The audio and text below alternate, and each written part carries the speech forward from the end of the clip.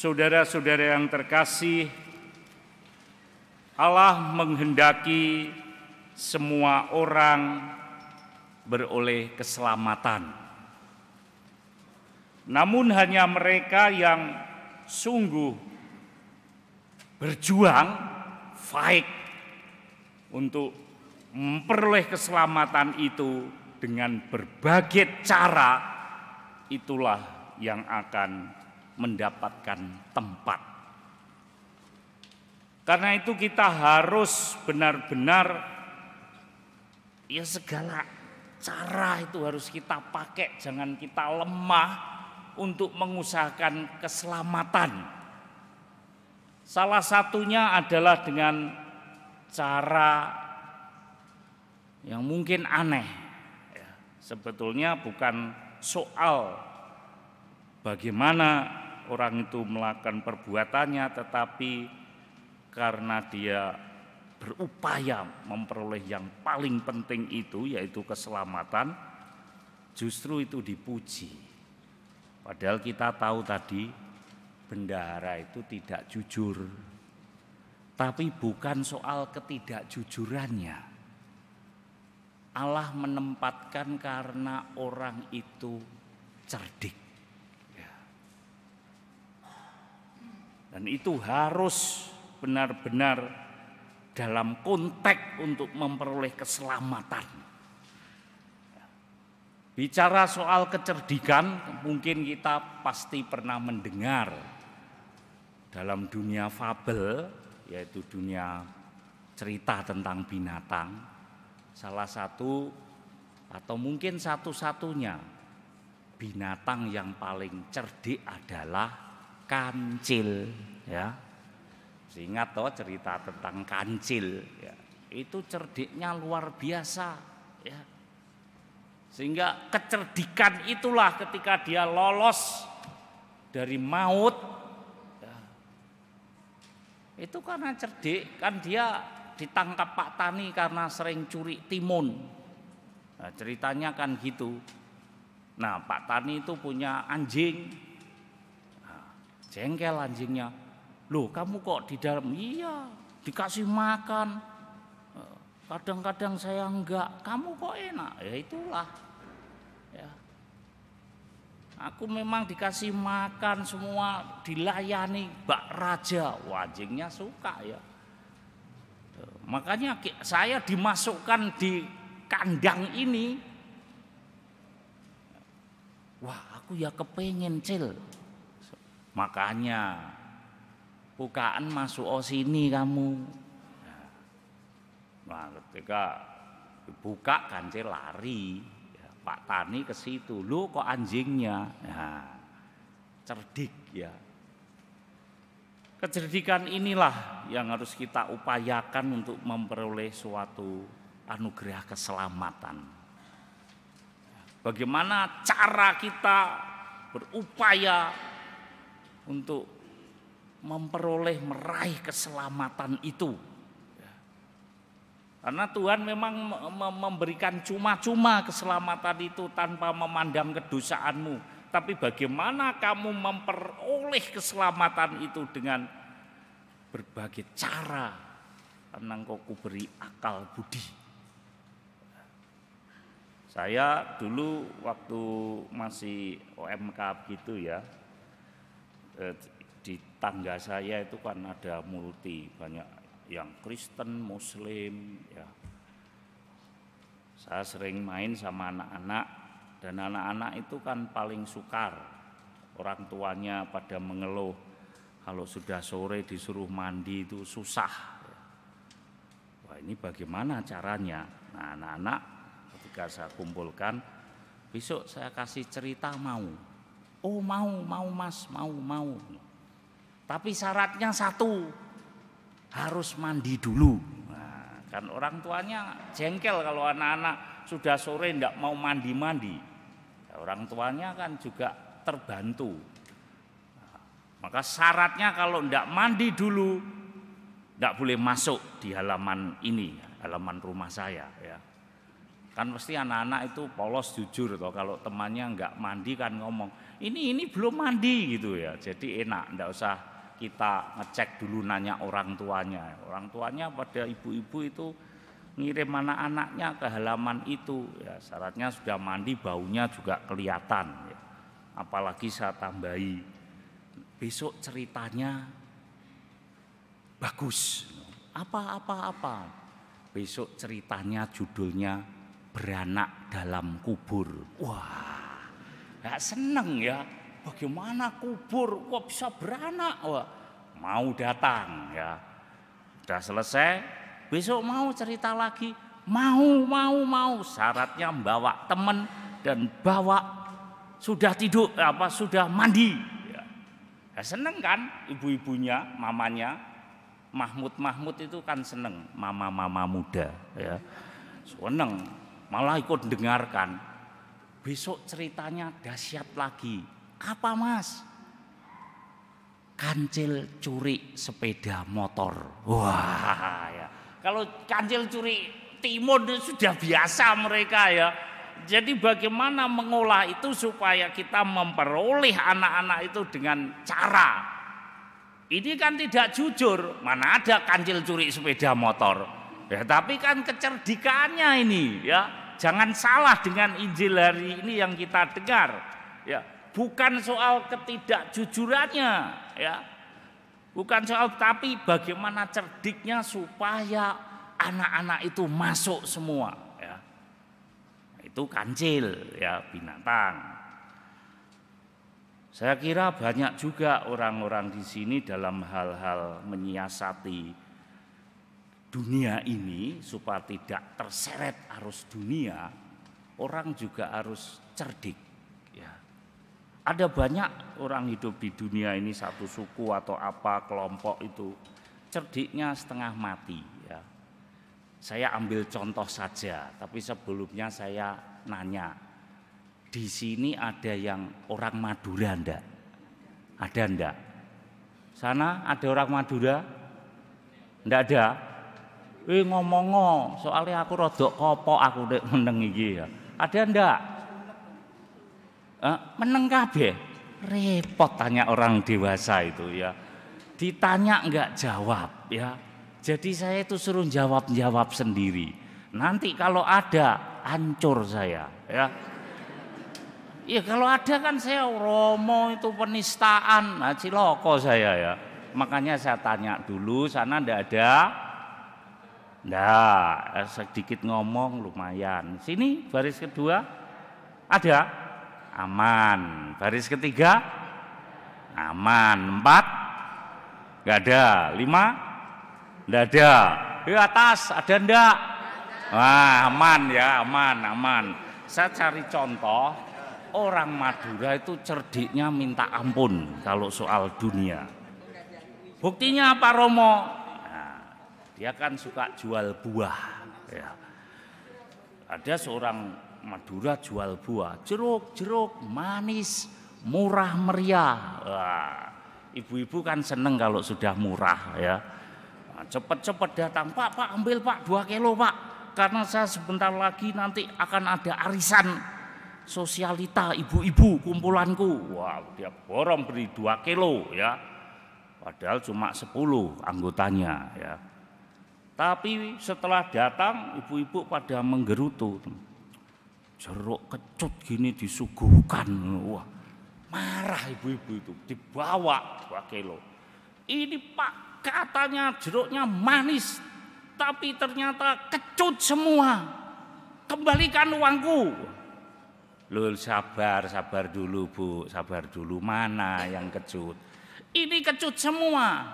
Ya ibu jangan marah-marah. Ibu baru beli 2 kilo marah-marah. Saya itu 1 truk kecut semua. Lah, jadi marah toh. 1 kilo mbek 2 kilo, 1 truk sama 2 kilo lebih rugi siapa? Ya ibunya ndak bisa marah kan ya. Karena dia beli kecut semua 1 truk. Bayangkan, ini cuma 2 kilo.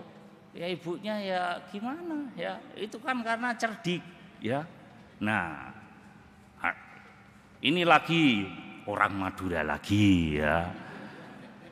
Dari buah kita menuju ke binatang hewan di pasar. Orang Madura itu jangkrik itu didol loh, jangkrik. Sing krik ya gitu ya. Itu dijual karena apa ya? Ada sih satu tempat orang adu jangkrik dikasih taruhan itu ada. Kalau Anda tidak percaya, burung merpati itu aja juga dipertaruhkan. Ya, botoh di Tuban itu, waduh, mengerikan kalau sudah botoh tentang apa itu burung merpati dan adu jangkrik. Itu bisa ratusan ribu bahkan jutaan. Wah, orang Madura seneng jangkrik menangan. Wah, dia bilang begitu dah. Apalagi namanya Rembo. Wah, bukan Sambo loh ya, bukan ya. Rembo ya, sama-sama militer ya. Ini namanya Rembo tidak pernah kalah. Kau tahu toh Rembo mana pernah kalah? Luka sedikit sembuh cepet ya. Murah. Wah, ada seorang bapak karena tergila-gila adu jangkrik, dia beli, dibawa pulang. Besoknya ditandingkan. Ternyata ketika diadu Rembo kalah. Keok. Wah, marah-marah bapaknya, penipu kamu. Katanya Rembo ini menangan, tapi kalah baru main sekali. Gak mungkin. Wah, gak mungkin. Pasti tidak ada yang tidak benar. Enggak, kalah. Saya coba adu lagi, kalah. Kembalikan uangku. Sabar dulu Pak, sabar.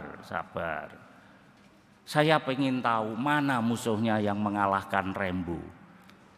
Dia bawa teman yang tadi mengalahkan. Ini ya, coba saya periksa dulu. Lah, ya jelas Rembo kalah. Karena yang dilawan komandannya. Nah, mana ada anak buah berani sama komandan?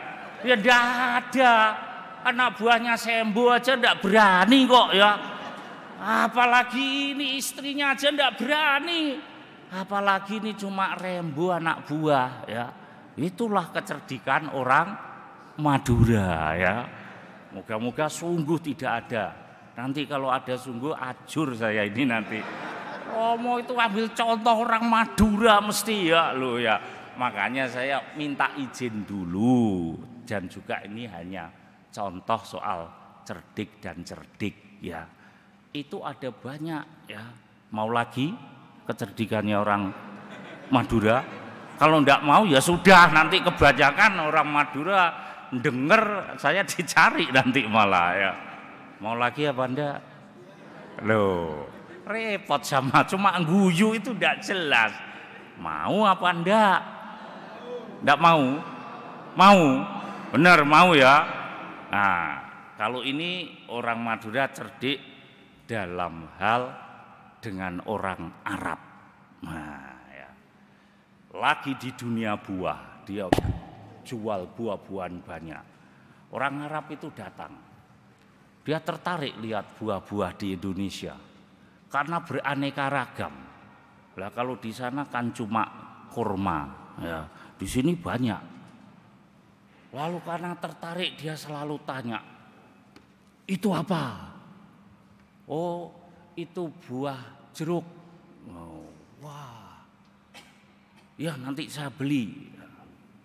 Dia lagi tanya, "Kalau yang lebih kecil itu apa?" "Jambu itu." Wah. Dia banyak nanya, tapi enggak beli-beli. Cuma nanya-nanya.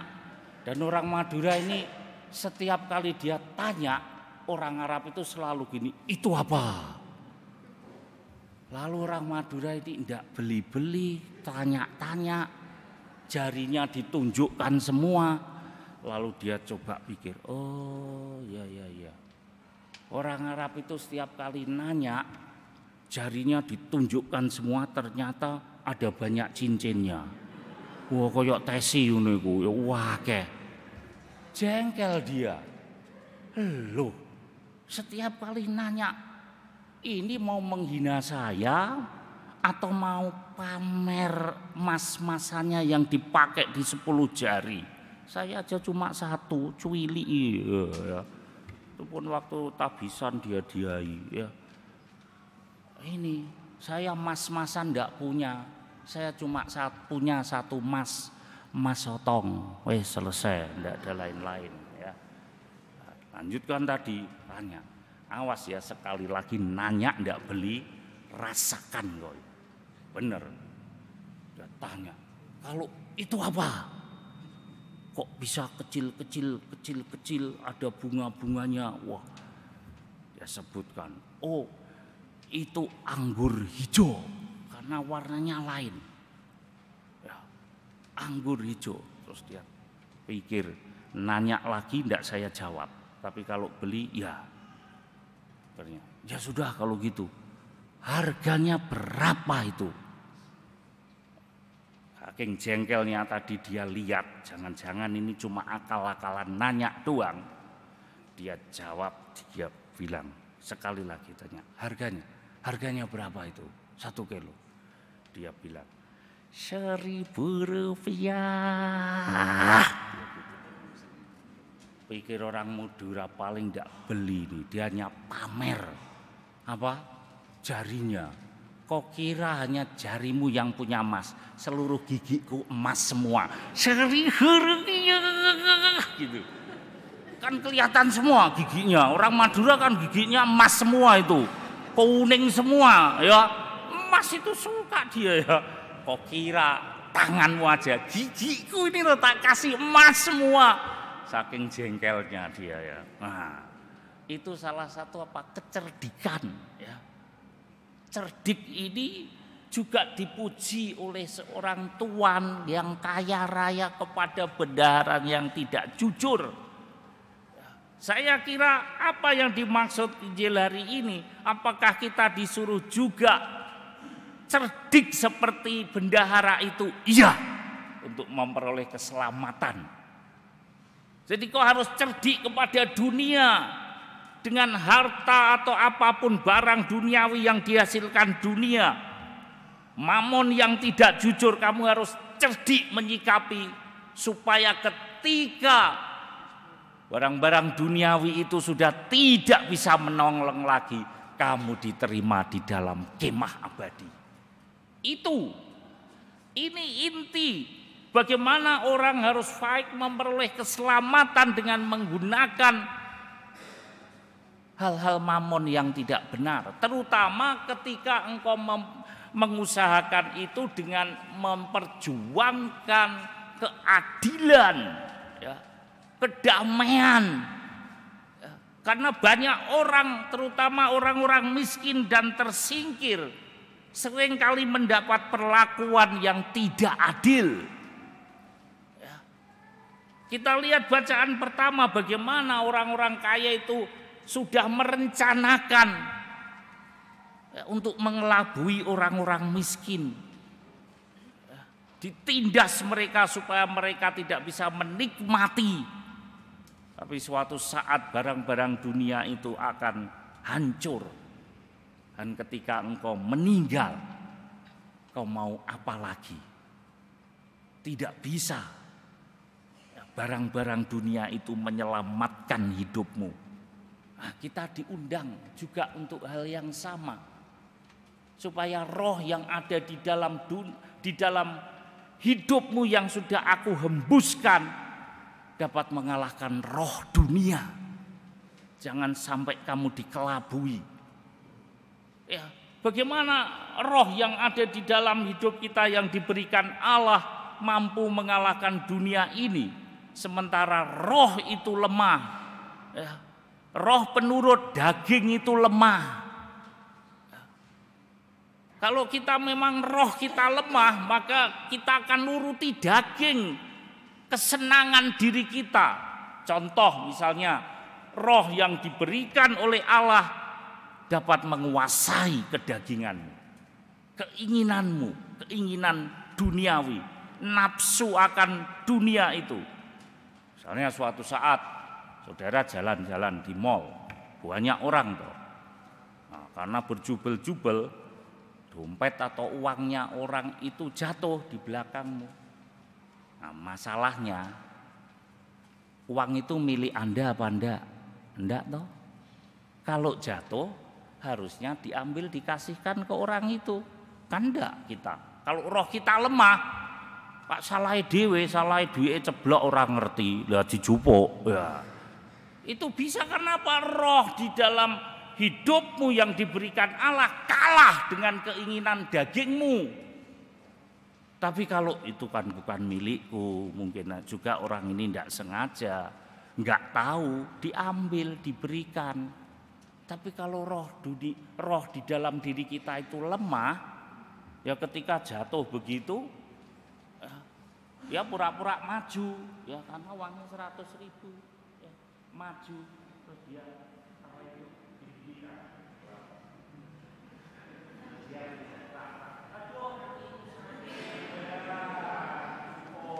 Nah, itu karena apa? Ya dagingnya lebih kuat, roh duniawi dia lebih kuat. Tapi kalau roh di dalam hidupmu itu lebih besar, maka roh dunia itu akan dikalahkan dan kau akan beroleh kemah abadi. Nah, saudara-saudara, tawaran keselamatan juga diberikan kepada kita masing-masing. Apakah engkau juga akan mengusahakan keselamatan itu dengan menyiasati hal-hal di dunia ini yang seringkali meninabobokan manusia? Apakah ketika engkau diberikan dunia ini fasilitas, engkau berkenan membagi kepada orang-orang lain? Atau engkau hanya pikir untuk dirimu sendiri? Itu banyak bisa terjadi di dalam diri kita, siapapun itu. Maka mari kita mohon supaya kita benar-benar hari ini diberi kekuatan oleh Tuhan untuk benar-benar berani untuk memperoleh keselamatan itu dengan cara yang jauh lebih cerdik daripada Kancil dan orang Madura itu. Supaya kita benar-benar ketika hal-hal duniawi itu sudah tidak dapat menolong, kita diterima di dalam kemah abadi, tinggalnya Tuhan di situ, yaitu di kerajaan surga. Mari kita mohon agar kita lebih cerdik menghadapi anak-anak dunia ini, sebab kita adalah anak-anak terang yang kelak berhak mendapatkan tempat kemah abadi di dalam surga. Tuhan memberkati seluruh niat dan upaya kita memperoleh keselamatan. Amin.